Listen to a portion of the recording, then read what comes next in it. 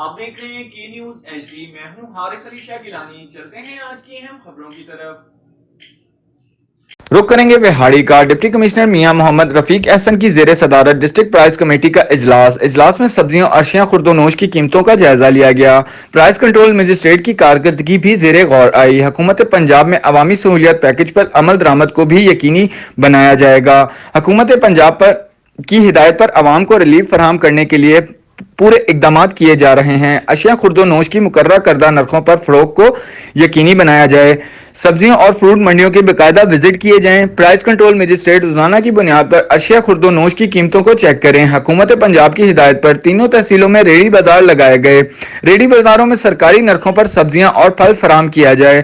بڑے اسٹوروں میں D C counter قائم کیے گئے۔ ڈی سی کاؤنٹرز پر کنٹرول ریٹ پر اشیاء خرد و نوش دستیاب ہیں۔ سستا آٹا کی فراہمی کے لیے ضلع بھر میں 295 پوائنٹس بنائے گئے ہیں۔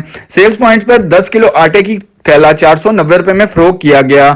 10 کلو گرام کے آٹے کے تھیلے پر پنجاب حکومت کی جانب سے 160 روپے سبسڈی دی گئی۔